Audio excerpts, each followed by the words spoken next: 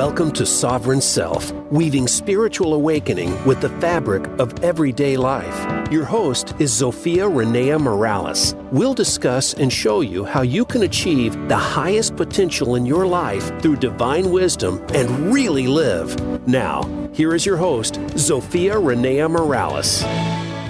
Welcome back to another episode of Sovereign Self. This is ZofiaRennea Morales, and today I'm here with jenmons, and we are going to talk about prosperity consciousness through 5-element wealth. That's WELLTH.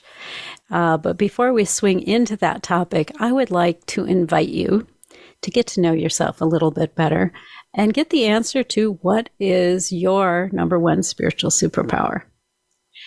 And you can do that very quickly by going out to the superpower quiz. I designed this quiz because so many clients and others come through my world, and I hear a lot of, oh, if only I was talented like Zofia, or I was talented like Jen. And the truth is, we don't need another Jen. We don't need another Zofia. We need you and your particular set of gifts. And so I designed this quiz to stand as a mirror for you to look in so that you get a peek into what your spiritual giftedness is. You can find that quiz at superpowerquiz.us. And with that out of the way, I would like to introduce our guest today, Jen. Jen Mons is a mentor for healers, coaches, and conscious feminine leaders. There we go. She brings her experience as an energy and wellness intuitive, an international retreat facilitator, a holistic coach and life coach, and a licensed spiritual healer. She specializes in a blend of energy healing and intuitive coaching to bring clarity through energetic alignment to your soul wisdom through 5-element wellness. She specializes in reprogramming the ego through divine healing, number mapping from the Center for Conscious Ascension. She is the host of the podcast Body and Soul Wisdom, the creator of the Embodied Feminine, and the Illuminate Your Souls retreats, as well as the North Star Collective for healers, coaches, and conscious feminine leaders. She coaches, mentors, and educates healers, coaches, and consciously driven entrepreneurs seeking natural, balanced health, more energy, self-confidence, freedom, and fulfillment in their life by harnessing the energy of healing, shadow work, 5-element wisdom, and to embody prosperity consciousness. Through her own life experience and health crises, she has mastered creating the foundation for a blueprint that is an energetic vibrational match for the highest expression of your soul signature, and is also the creator of the 6-step process, Soul Wisdom Imprinting. Welcome, Jen. I'm so happy to have you here with me today. Oh, thank you so much for that lovely introduction, and thank you for having me. It's a pleasure. Yes, I'm looking forward to this conversation. I know we had so much fun on your podcast that it's like, well, you got to come over to my place and we'll do it again. We did. Yes, we did. We had a lot of fun. Absolutely. So before you became this spiritual healer, coach, and purveyor of all sorts of balance and amazingness, what was life like before? We all have a before. We do have a before, and mine was very different. I joke that I think by the age of maybe 35, I felt like I had already had 9 lives. And so, that was 10 years ago already. I think you can relate to that. But yeah, so I guess, as a child, I grew up as a military brat, moving around everywhere. And then what do we do from our childhood experiences? Sometimes based on our experiences, we try to become our parents. And so I was going to say, we reenact everything we learned as children, be it good or ill. Oh, that's right. That's right. And so I ended up attending college at a military academy. There's 5 service academies. Most people hear of Air Force, Navy, West Point, Coast Guard. And the one I went to was the Merchant Marine Academy, which is on Long Island, and took me to travel the world on ships, which is really what I was drawn to, was being on the water. Also, thankfully, I met my husband there. That was probably the best thing I got out of it. All the other parts. There you go. Besides the travel on the water, yes. And the travel on the water. But other than that, quite honestly, it was a very challenging experience as a woman, 8% women in the school. And so I then led me down a path of just be working in very masculine dominated, workplaces, whether on ships or in the military as a reservist. And I also had an engineering degree. So yeah, that's not going to bring more women into your life either. Yeah. So I was really just, embodying my masculine at the time in every way that I could. And I just remember, so I'm working corporate as an engineer. I'm a naval reservist. I'm also a merchant marine, licensed Coast Guard officer, and always had a lot of energy, hard worker. I like to call myself recovering perfectionist and overachiever. Yes, me too. Yep. I don't like to own that anymore. I'm recovering, and I think we're always. I can't say that I've fully recovered because I'm still always learning, as we always do. Well, and that tendency, that reflex, I find tends to be there, and then I have to talk myself down off the ledge. It's right. No, you don't need to go there. In fact, my screensaver on my computer, if you could see it on the radio, it's big purple backdrop and bright yellow letters. It says "Done beats perfect. Get her done and get her out there." I love that. I might have to utilize that in my workspace as well. But I really, that's we could probably do a whole podcast episode on just that, topic. Absolutely. Well, and my body won't let me go there anymore. When I try to go down that road, it's like, nope, I'm going to become exhausted on you. Okay, so I need to rethink it. I certainly relate to that very much so. And I really do believe that our bodies speak to us. And that, of course, as you mentioned in the intro, was part of my story. Before, I guess, previous life, I guess we'll just say up until motherhood, because that was really a changing point for me because of an experience that I had. But just, working corporate, working hard, I don't know who works 40 hours a week, honestly. I think maybe 60 was the lowest. I don't know that I've met anyone that actually works 40. When I was in corporate, I was like 58 to 65. That was kind of the range. That was probably my low end. Yeah. And there were definitely 15-hour days, 5. And at the time I worked in manufacturing. I had a couple different corporate jobs. And my last corporate job as an engineer was manufacturing, which means that stuff breaks all the time. And so you get called at night. And that's kind of the first part of my story. And then I became pregnant and, just had this belief that I think a lot because of my upbringing and because of the time that we were born in. It's like, I just remember feeling like I could do, women could do anything and have babies. Yes. I remember in high school, I was working on graduating and doing all the things that high school seniors do, band and choir and theater and all of that stuff, in addition to trying to graduate. And I had taken on an extended babysitting stint for one of my neighbors, like every afternoon kind of thing. And my mother bought me this super mom t-shirt. It's like, oh, is that where I'm going? And already I haven't even graduated yet. Yeah. And so I think I just kind of I really just believed that, it was just an interesting kind of feeling. It's like, yeah, we could do everything. And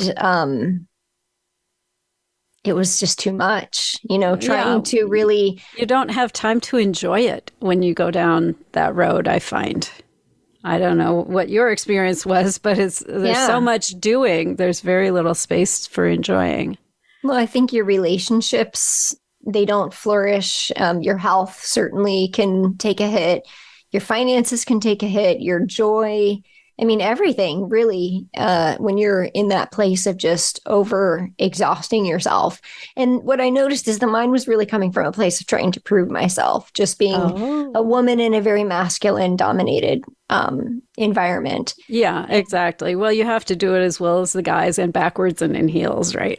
And better, really, And better, it comes yeah. down to better, because already they assume you can't. So, Yeah. I mean, I had been fired for being a woman. I had been, you know, worked in unions, and just so I had so many experiences that I just was always trying to prove the next thing.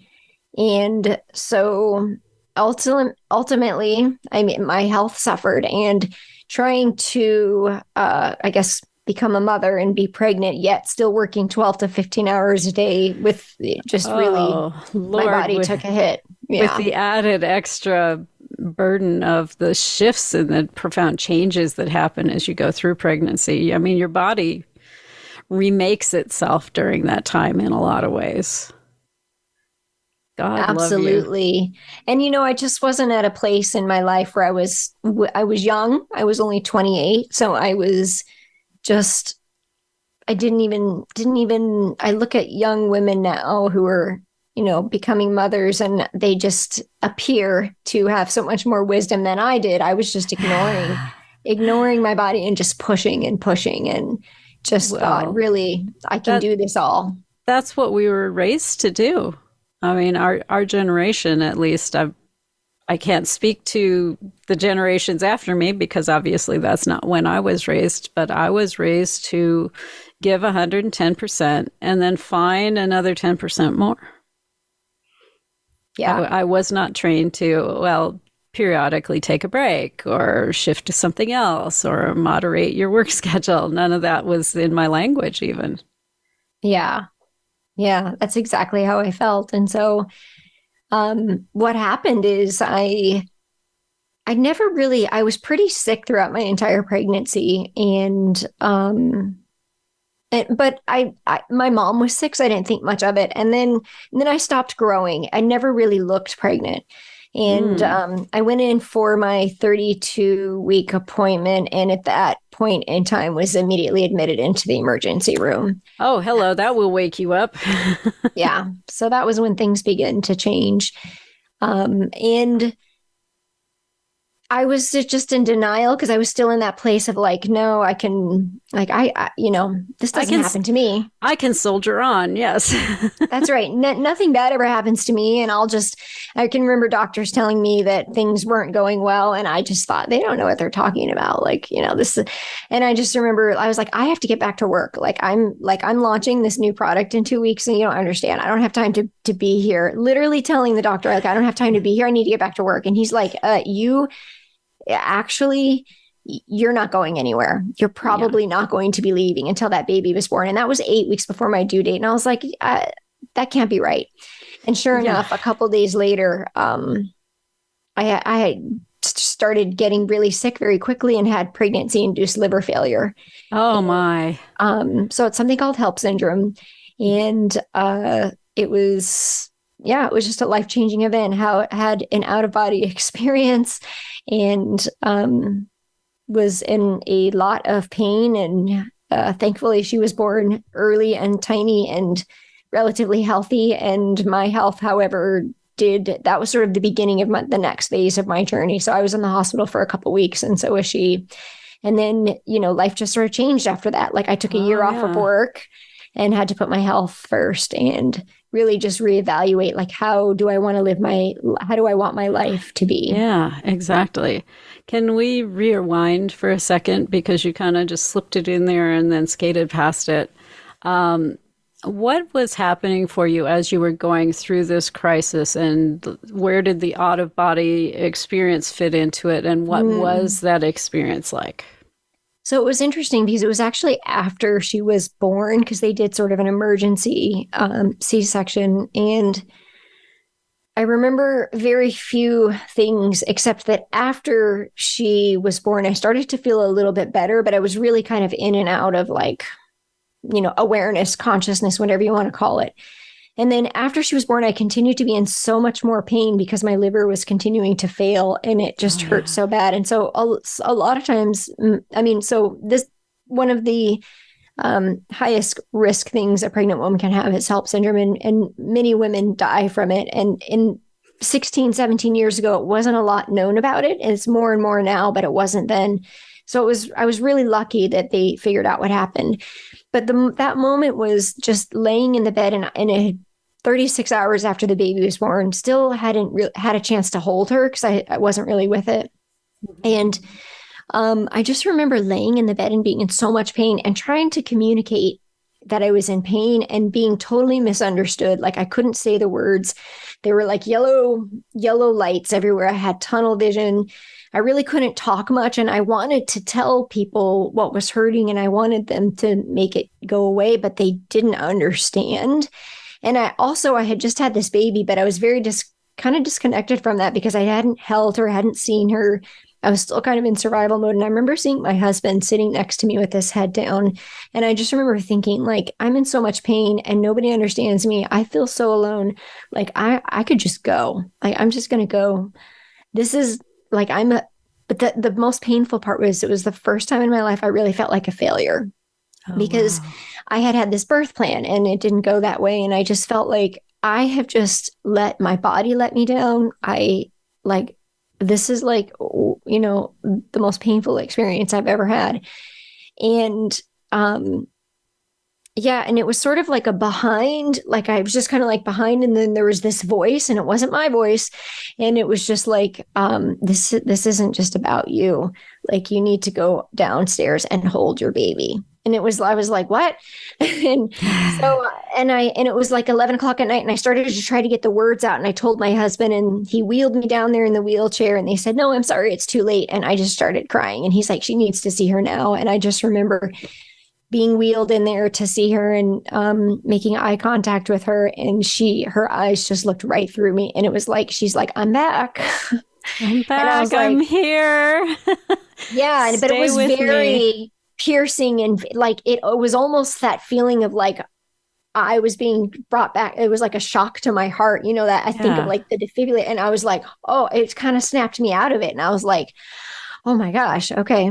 So that was the moment. And it was just really very surreal. And it was, I've done a lot of healing work around it now. So I can speak to it as if it was, it took years to go through the recovery process. I'm sure it did. That's a lot, just the health aspect of it, let alone bringing in the pregnancy and the family ramifications.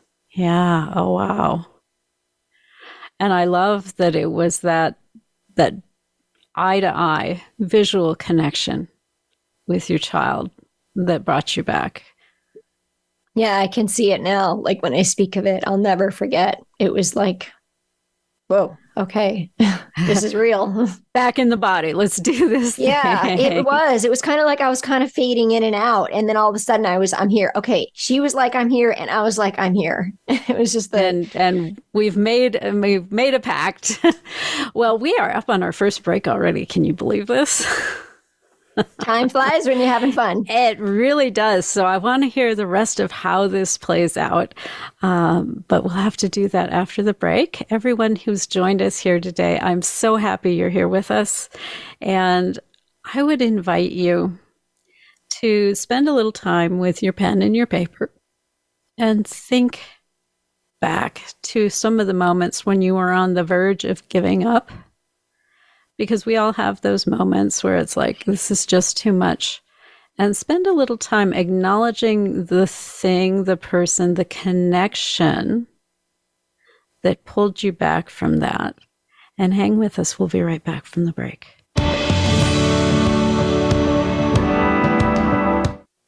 This is the Voice America Influencers Channel. Be inspired. Hey, beautiful soul. ZofiaRennea Morales here. I've been doing Sovereign Self for over a year now, and I would like to hear from you.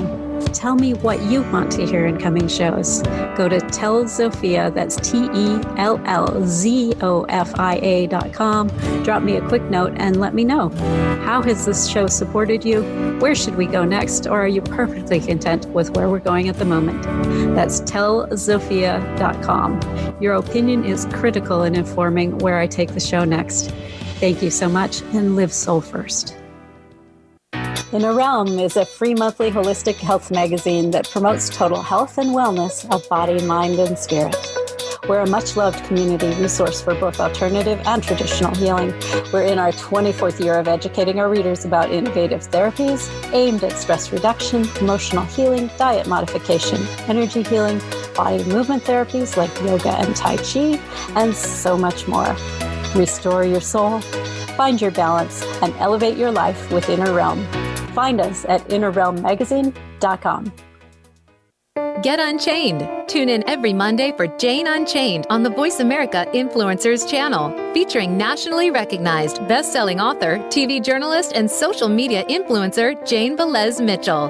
This program takes you inside a trending lifestyle that's the next wave of human evolution. It all starts on your plate. If you want to revolutionize your life, get happier, more energized, then discover the secret. Tune in to Jane Unchained Mondays at 10 a.m. Pacific Time and 1 p.m. Eastern Time on the Voice America Influencers channel. Be sure to friend us on Facebook. You can do it right now. Visit facebook.com/Voice America or search for us at keyword Voice America.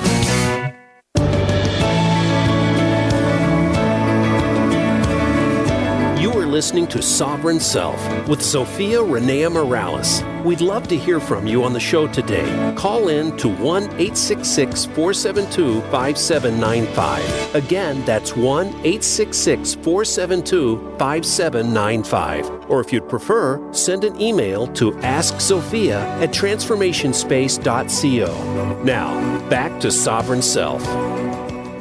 Thanks for hanging in with us through the break. This is ZofiaRennea Morales, and I'm here with Jenmons. And before the break, she was telling us about an out-of-body experience that she had after she gave birth to her daughter. And when we went to break, we were in the NICU, and you had connected with your daughter eye to eye and really soul to soul. So pick that story up for us. Yeah, I just got goosebumps, of course, when you said that, because it really is a soul to soul connection. And there's just been so many peeling of the layers since then. But that was really my rebirth. It was like her birth and my rebirth. And I had a decision to make in that moment. Like, was I going to be a victim of this circumstance? And knowing the road ahead of me could be very challenging because it was nothing I had prepared for. I thought this was all just going to be easy, and Motherhood's a walk in the park. It's all That's Norman Rockwell, and yes. Well, and my plan, right? Like I thought I was going to go. The plan rules all, right? That's right. And no, that plan was the beginning of the non-plan plan. So, and in that moment, I just, at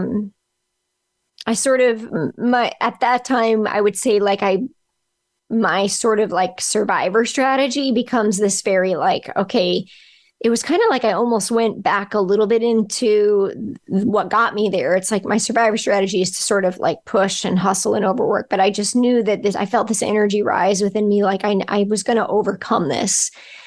But then I also knew that she was going to lead the way. And that was really uncomfortable. Yeah. Really uncomfortable, right? This tiny little 3-pound infant is like here to teach me something. Okay. All right. But guess what? They are our greatest teachers. They really are. I know. Even when they can't speak, it's because they speak with their eye, like in that moment, her eyes, right? And so that really just began. I mean, that, like I said, that was my rebirth. And so many things unfolded after that. I thought the hardest part was over, but really, this is where the work starts. Yeah, it really does, because you make a conscious choice to surrender to what has unfolded before you. And for somebody who, up until that point in my life, for 28 years, pretty much everything had gone really well and the way that I had planned it to. And so I had this false belief that I was in control of that everything. Your plans actually meant something. Yes. That's right. That's right.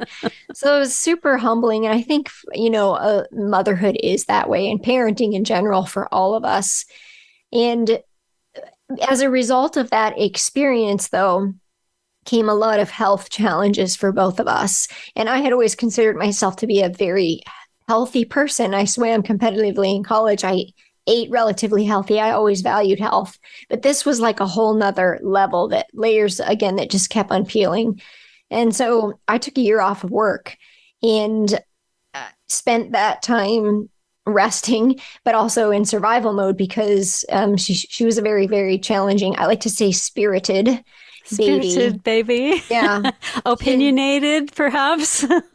Just, yes, and still is. But, as a baby, like just very, just didn't sleep, and very sensitive to everything in the world, the foods, the sounds, everything. And that is part of how I got to where I am. Is both my children actually have just been teaching me, showing me more of who I am that I had suppressed, right? Just being so sensitive to all the things that we're doing in our current life that just aren't working. And so I ended up going back to that job for a couple of weeks. And then my husband got his dream job that we'd been working towards, which moved us out to Florida, which is where I live now. We lived in Arizona at the time, which I think that's where you are. Yeah, that's where I am right now. Right. So from Arizona to Florida, we've been here for 15 years. And then from there, like I said,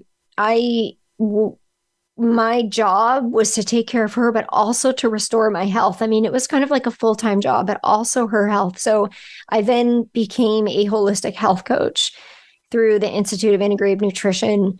I began I had to make all the food, because this was really just the beginning of the journey. I mean, she was just constantly sick with so many different things. Nobody had answers for anything. We spent 5 days a week in various different doctors' offices. And then fast forward 3 years, when she was 3 years old, there was just this moment where I can't tell you how many times I felt this moment of just pure surrender, which has really been the life path that I've learned from this experience. Is the surrender. And I was at another moment of surrender. It was just this night in October. I had a second child, which I was told to never have, but I just knew that it was going to work out. And I did. And I love that. And right? This is one of these moments of really respecting your intuition. And I've got to salute your courage. Thank you. For many people, and I know I'm in this group sometimes, I'll get an intuitive hit that I am supposed to fill in the blank, but then the fear will pop up. And it's like, no, I'm gonna play it safe, and I'm not gonna go down that road. So I want to salute your bravery in going down that road and in trusting and respecting your intuition to do that. Because you had plenty of reason not to. Absolutely. And that was like the theme. That was like the theme constantly was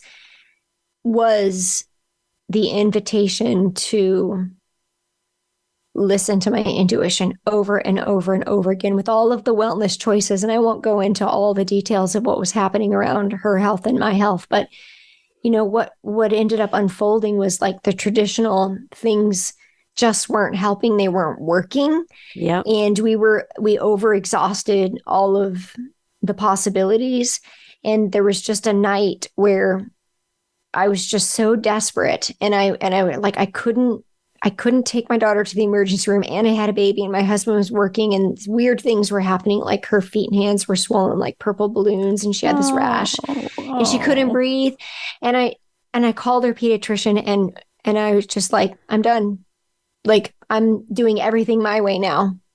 And because I kept ignoring that voice, right? The same voice that I heard when she was born. Like, then I was like, I hear it, but I'm also in survival mode.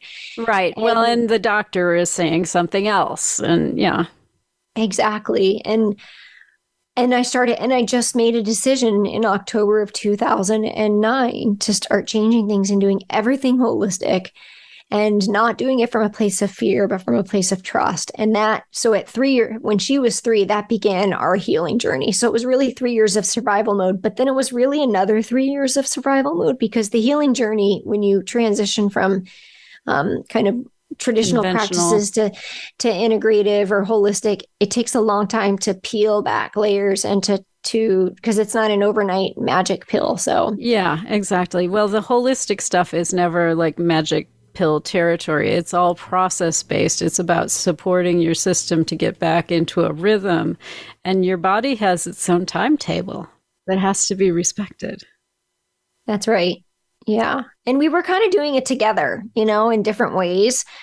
And I mean, there were just, like I said, I keep saying there were so many layers. I then began health coaching because we had really gotten her off of 6 prescription drugs. Yay. Right? Go, Mom. At age 3, I mean, isn't that kind of wild? Like, she was on 6 prescription drugs at age 3. We got her off of those within 6 months and started doing things more. We started doing herbal and food and really started to get somewhat of a quality of life back. And so that was really empowering. So then I, of course, started working with other people in their health because we had just had such amazing results in our health. And then eventually she got better and life got easier and it was enjoyable. And also there was this other piece that I was navigating the whole time. Normally what I found out is when you have a child with like a lot of allergies, like allergic to the world and allergic to prescription drugs and the whole thing. Right? That's kind of my story. Yeah. I've heard that one. Yeah. So there's this piece, and this is, for the parents out there too. Like, I just started listening to some of the things that she was saying. And sometimes I'm like, I don't know if that's just a side effect from the medication she's on or whatever. But, she really had this like deep sense of awareness and sensitivity energetically. She could see things, hear things, know things. And I started just listening more and not judging it and just being really open to it, which was not, something that was really available to me as a child. Right. And I started just kind of reconnecting and remembering like, yeah, no, actually this is not like crazy stuff. This is the reality. And I think when we started to get our health back, like kind of our vibration began to sort of raise a little bit, and it sort of kind of detoxed out the funky energy from the prescriptions and the stress and the striving and that's right. And things just became a little bit more clear. So then there was like next level parenting energy sensitivity sort of started coming into into play around that time. I love that you followed your intuition into health for yourself and for your daughter, because honestly, health is wealth in a lot of ways. And those of us, when we're healthy, don't always appreciate how very wealthy we are in that moment. 100%. Yeah. So you found this spot of health and wealth for your daughter, some freedom time, some time to really start thinking about how you are consciously parenting this young soul. How did you start to find your 5 pillars in there? Every pillar was an experience for me. Really, I think that's how it happened. I started with the physical aspect of health and studied nutrition and did holistic integrative nutrition. Then I had an opportunity to dive deeper through functional medicine and detoxification. I did different trainings and really like, we went from being sick all the time to like really hardly ever being sick. It was like a miracle and it was amazing. And like you said, health is wealth. And once you lose your health, you realize how valuable it is, because all you do is spend your energy trying to get better. You can't do anything else. Like, you're just trying to make it through the day. So, but then I actually had a second health crisis in 2014. Because you didn't learn enough the first time. Didn't learn enough, but I was eating healthy. Yeah. I was eating super healthy. It was actually at the peak of eating clean, and it was an interesting health crisis. My dad had gone in for heart surgery, and I was having the same symptoms he was. He had low pressure. I had low blood pressure. He had high. He was fainting. I was like, this is really weird. And I ended up going into the emergency room, and I never went. It was kind of like an energetic health crisis, but the voice came back in my head and said, you can eat as healthy as you want, like a same voice. Mm-hmm. But if you do not take care of your spirit, doesn't matter. And I was like, oh, So I started realizing I was rejecting this other part of me, right? Like health was one part. It was the physical part. So that was next journey. Started doing breath work, became a yoga teacher, homeschool, traveled with my kids, really started to get into healing the mindset piece, and also the emotional freedom piece, and started doing work around healing core wounds and, that relate to mother and father, which was very much what got me into this whole thing to begin with, because everybody has mother-father wounds, right? Yeah, exactly. And that's where a lot of our shadow work comes from as well. For sure. I mean, your parents can be super amazing, but it's really just representing your relationship to the own masculine and feminine within you. Yeah. And so, so that was sort of like phase 2, 3, the second and third elements of, I guess, Wellth, well-being that I started diving into was the mindset and the emotional freedom piece. And so there's the physical, emotional, and the mindset piece. And as I was moving through that and committed to doing my own shadow work, I was evolving spiritually. So it's not like I did have sort of like that one awakening moment, but then I feel like I had another one, and I would hear these clear messages and just kept evolving into and also noticing the reflection in my clients that I was working with, and also in my children in the world around me, that the things that I was learning and being shown to sort of teach that could be available for me to help the women I was serving were also things I had just gone through. Right. And I find that to be the case. It's like the universe conspires to bring our issues to us in the form of other people in a lot of ways. I've noticed such a wonderful gift, because you get to, I always say, like, I don't say learn, teach, grow, and prosper, right? It's like you learn, and then you teach, and then you everybody grows, and then everybody prospers. I find that I have to teach it to really learn it. It's something about the way I'm wired.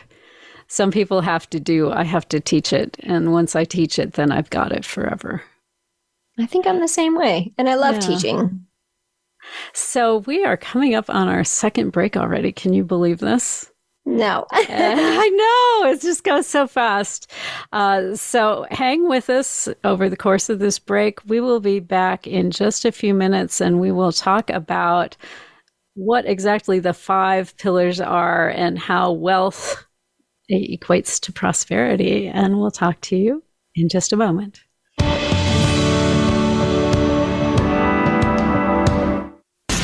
Change starts here. Change starts now. Join us, the Voice America Influencers Channel. Hey, beautiful soul. ZofiaRennea Morales here. I've been doing Sovereign Self for over a year now, and I would like to hear from you. Tell me what you want to hear in coming shows. Leave a quick voice message at 520-261-6827 and let me know.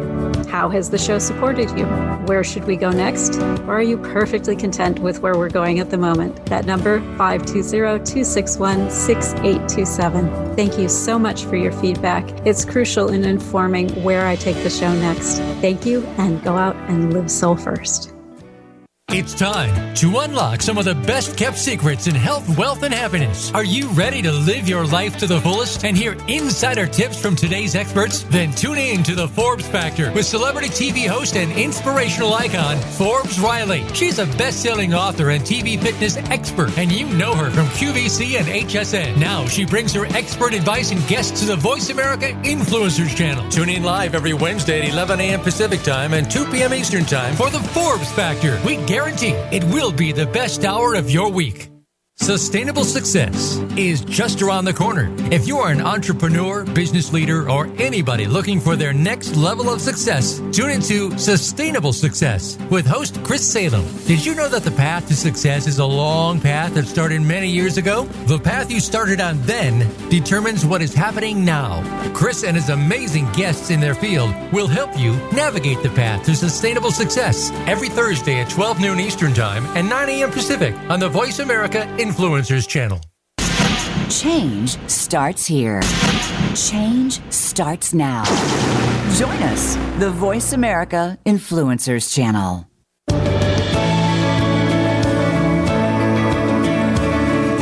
You are listening to Sovereign Self with ZofiaRennea Morales. We'd love to hear from you on the show today. Call in to 1-866-472-5795. Again, that's 1-866-472-5795. Or if you'd prefer, send an email to asksophia@transformationspace.co. Now, back to Sovereign Self. Thanks for hanging in with us through the break. I am still here with jenmons, and she was sharing her 5 pillars before we went to break, and I think we'd gotten through like pillar 3 or 4. It was your physical health, your emotional freedom, your mental mindset, and pick it up from there. Yeah, so that really opens up the space for spiritual growth. And, you know, I like to speak in terms of energy.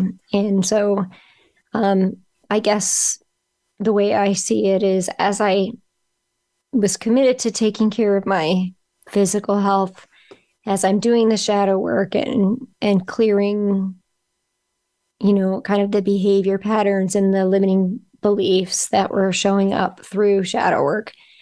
And I'm journaling a lot. I'm doing breath work. I'm working on creating a positive mindset.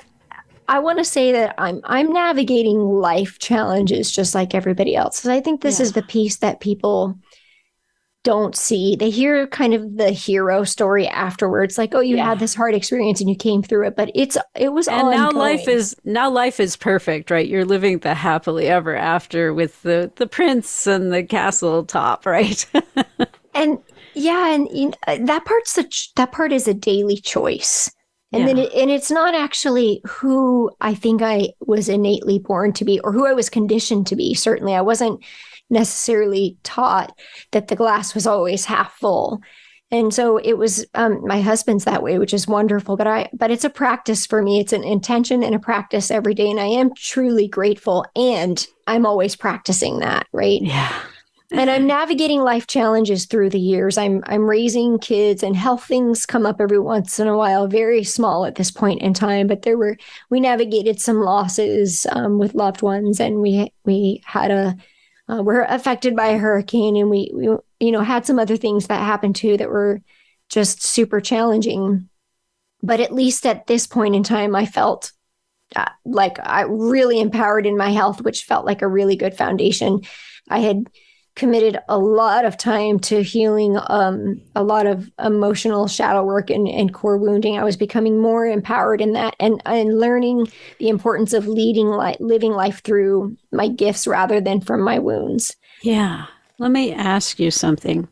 Define shadow work for us, because I don't think people always have a very clear understanding of what that really comprises or why one would be interested in doing that. I think because we're kind of taught to hide our shadow and distance ourselves from our shadow. Yeah, it's the part of us that we reject and we don't want people to see and that we hide, and it might feel vulnerable or unsafe, or it might the shadow is like the ego that wants to be validated or seen. And usually underneath that, there's some very painful experiences that created some really glamorous survivor strategies. And that's how I like to word it. And some of them do look glamorous. Well, overworking is one of them. Mm-hmm. And that was mine. Being the overachiever. Yes, you wouldn't think there's a downside to that, except it does have very, very dark side. Absolutely. And one of the ones I was working through was the acceptance of the strength in my own feminine energy. Having chosen to live a very masculine life was really actually a survivor strategy, very protective. It was a need to prove, a need to be respected, a need to kind of show up in a certain way. And we do live in a patriarchy, and it definitely rewards those sorts of behaviors. Obviously, it rewards them abundantly as a man, but it also rewards women who are willing to take on those same characteristics. And that's exactly the paradigm I want to shift, because I really do believe that we are in a time where we've done that already and it hasn't served us. And most of the women that I work with tend to be that type of woman who they are now breadwinners and they have children and they're exhausted and they're unfulfilled and unhappy. Usually there's a breakdown in either marriage, health, or finances. Right. And a lot of times it feels impossible to step away from that, what I want to say, high-powered, high-earning career, because you've got the golden handcuffs on, right? You've got the big house and you've got the car and you've got several kids and private school tuition and a bunch of other things going on. You begin to feel trapped. 100%. Yeah, that is definitely what happens. And yes, I really believe that collectively we're in a time where women are being invited to totally shift that and really put out quality over quantity and really just embody, I like to say, energy management over time management. I've really found energetic alignment based on our value system through this 5-element idea, this foundation of 5-element wealth, which is basically centered around our well-being, that the inner work creates the outer results, that we flourish from the inside out like a tree or a water spring that just keeps, giving. And I would agree with that, because you can schedule the heck out of your day with your calendar system. But if you only have 3 teaspoons of energy and you spend them all in the first hour, you're done. I don't care what else is on your calendar. Yeah, the word I've been using a lot lately is being resourced. And I really like that word because it's receiving on so many levels, and receiving nourishment from the food you eat, which has a specific vibrational energy. I mean, every choice we make creates part of our energetic imprint. It's literally creating like the energetic DNA map for our granddaughter's daughter's daughter. Like we will be ancestors one day, right? Exactly. So the choice and your epigenetics gets passed on. And it does. And just for those of you out there who are like, Epa, what, huh? It's a fun word. Our DNA, right? They used to think it was a very static thing. You've got this, and therefore it gives you that. But the truth of the matter is you have a whole range of stuff that's in your DNA, some of which is expressed and some of which is not expressed. And epigenetics is about turning on and turning off the things that are expressed in your DNA. And it turns out that on and off expression is heritable to your children. And so this is, I suspect, why you and your daughter had a similar health crisis happening after her birth, because things had been switched off while you were in that pregnancy that she inherited at the same time. Yeah, absolutely. And when you start to really understand that, it could feel overwhelming at first, but actually it's very empowering because you get to choose. You get to you then understand that every meal is an opportunity to nourish yourself. Taking the time to move and working through your mindset and choosing to grow and evolve spiritually, which I believe we're all hardwired to do. And the spiritual growth path is, I would say, combines like the willingness to go to that place where the shadow work that we talked about, which is the place of vulnerability, and embrace that part of you rather than rejecting it, which is a core wound that many of us have, rejection or abandonment, and really allowing ourselves to embody the whole part of us. So Exactly. I taught that. Take that skeleton out of your closet and make it dance. Yeah, for sure. Have fun with it. And that, the four, I think we hear about we hear about mind, body, spirit All the time. Yeah. We hear about that all the time. And there's been, I think maybe social media has made it a little easier to sort of, talk about spiritual growth. And there's a lot of work around that. There's many different, I guess, thoughts on what that is. And so I feel like that's kind of common language that most people probably are interested in, right? Probably people interested on this show, they're interested in what their spiritual path and their spiritual growth. And the fifth one is the financial piece, financial freedom, which was sort of the last hard lesson I had to learn, which happened a couple of years ago. Life is going really good. And, life is going good. My business is going good. I finally took it from, just was able to 4 times increase my income, hire my first business coach in about 2018. And then I started getting offers to partner with other people. And one of the offers came from someone who had actually been an intuitive coach for me turned friend, and had asked me to partner with her. And that business part, that relationship just ended up in betrayal and hurt. Mm-hmm. And it's from the same place, coming full circle, affected me financially. And what I learned is never to trust someone else more than myself. So here we are talking about that intuition again, right? Yes. Uh-huh. And so I really just kind of was at that place where, again, I was going to surrender, walk away from my business that I had built for 10 years. And it was like that learning point again of just really understanding that financial freedom gives us choice. It allows us to be in that cycle of giving and receiving, giving from a place of overflowing, giving from a place of being resourced. It allows us to amplify our voice and like we're doing here, and our values into the world. And it just gives us freedom. It gives us choice. And in order for us to shift that paradigm of sort of the overworking hustle and grind into this place of alignment, into this place of being resourced, into this place of 5-element wealth.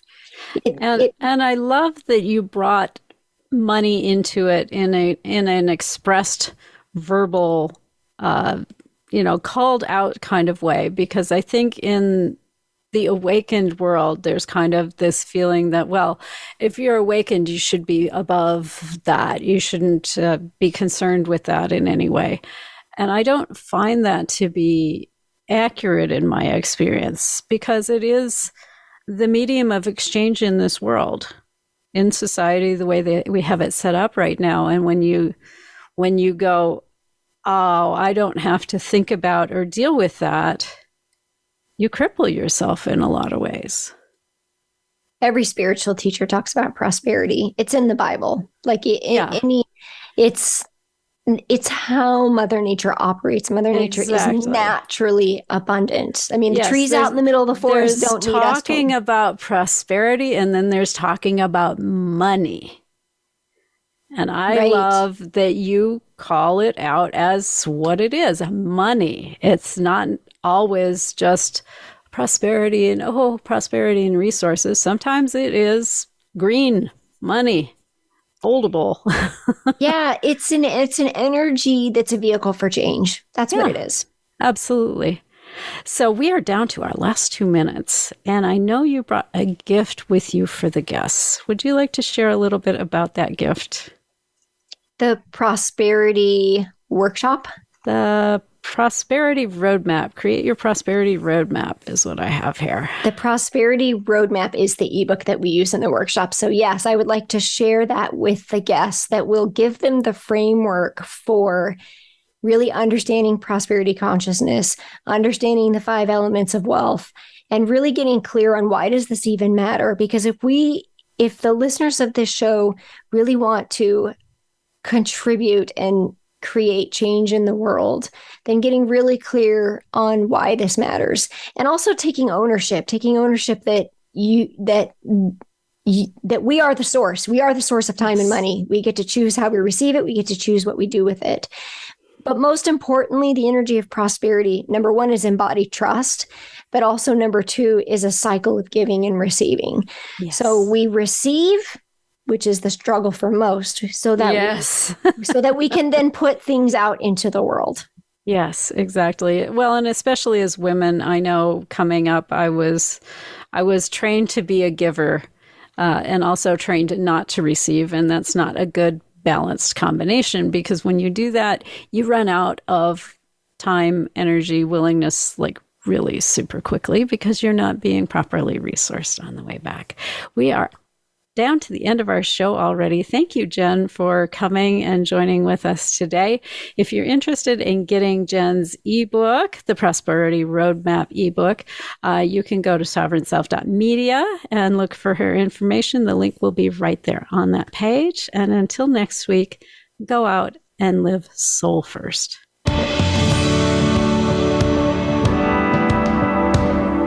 Thank you for being a part of our program this week. Sovereign Self can be heard live every Monday at 7 p.m. Eastern Time and 4 p.m. Pacific Time on the Voice America Influencers channel. Please join host ZofiaRennea Morales again next week, right here.